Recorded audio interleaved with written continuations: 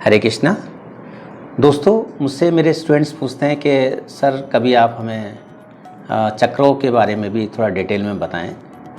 तो आज मैं आपको मूलाधार चक्र के बारे में बताऊंगा। मूलाधार चक्र 7 चक्रों का एक प्रमुख चक्र है। वैसे तो हमारे शरीर में 41 चक्र होते हैं, छोटे बड़े मिला करके, लेकिन उन सभी चक्रों में सबसे महत्वपूर्ण चक्र आपका मूलाधार चक्र है। तो मूलाधार चक्र को महत्वपूर्ण इसलिए भी माना गया है कि रीढ़ की हड्डी के सबसे अंतिम भाग में, अंतिम पोर्शन पे ये मूलाधार चक्र अवस्थित होता है और वही पूरी बॉडी की जितनी भी अस्थियां हैं या जितनी भी हड्डियां हैं उनको सुरक्षित रखता है। तो यदि मूलाधार चक्र खराब होगा तो हमारी हड्डियों पर बहुत ज़्यादा इफेक्ट आएगा। तो इसके अलावा मूलाधार चक्र से और क्या क्या इफेक्ट हो सकता है, क्या क्या प्रॉब्लम आ सकती हैं, वो है एक तो रक्त विकार, मतलब ब्लड से रिलेटेड बीमारियां शुरू हो जाएंगी। आपकी एलर्जी, कोई भी एलर्जी, बॉडी के अंदर कोई भी एलर्जी, यहाँ तक कि आपकी जो चमड़ी की एलर्जी है, ये भी स्किन एलर्जी इसको आप बोलते हैं। इसके अलावा आपका कैंसर जैसी बीमारियाँ या आप कह सकते हैं लुकोमिया, ये सब प्रॉब्लम्स जो है मूलाधार चक्र के कमज़ोर होने की वजह से होती हैं।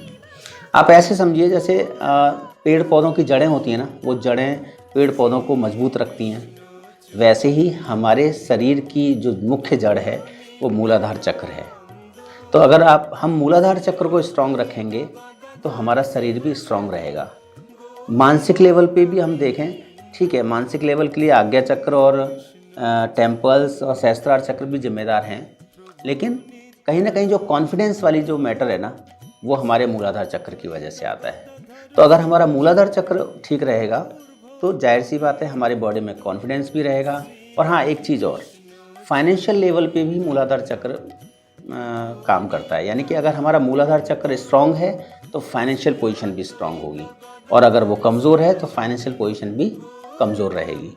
तो हमें सिर्फ ये करना है कि जब कभी भी हम रेकी करें अपनी, तो हमें मूलाधार चक्र पे विशेष ध्यान देना है, क्योंकि ये हमारा मूल चक्र है। मूल चक्र मतलब हमारे शरीर की एक तरह से जड़। अगर इसको हमने मजबूत रखा तो पूरे चक्रास में क्या आएगी, पोषक शक्ति बनी रहेगी। ठीक है दोस्तों, इसके अलावा कोई भी बीमारी, चाहे वो अर्थराइटिस ही क्यों ना हो या अस्थियों से संबंधित कोई बीमारी हो, अगर वो है तो आप समझ लेना कि आपका मूलाधार चक्र ही डिस्टर्ब हुआ है।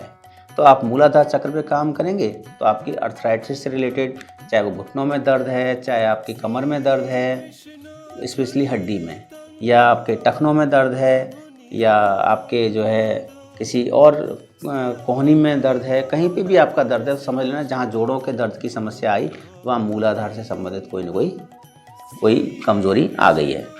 तो दोस्तों, ये ध्यान रखना कि मूलाधार को स्वस्थ रखना हमारा पहला कर्तव्य है, पहला दायित्व है। क्यों? क्योंकि अगर मूलाधार स्ट्रांग हुआ तो बाकी के चक्रों पे भी वो उसका जो बल है वो आता दिखाई देगा। अगर वो कमज़ोर हुआ तो बाकी के भी चक्र कमज़ोर होते हुए महसूस होंगे।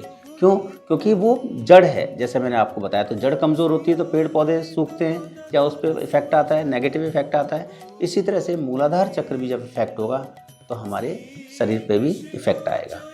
तो आज मैं सिर्फ आपको मूलाधार चक्र के बारे में ही बताऊंगा, फिर कभी किसी अदर वीडियो में आपको बाकी चक्रों के बारे में भी जानकारी दूंगा। ठीक है दोस्तों, धन्यवाद। हरे कृष्णा।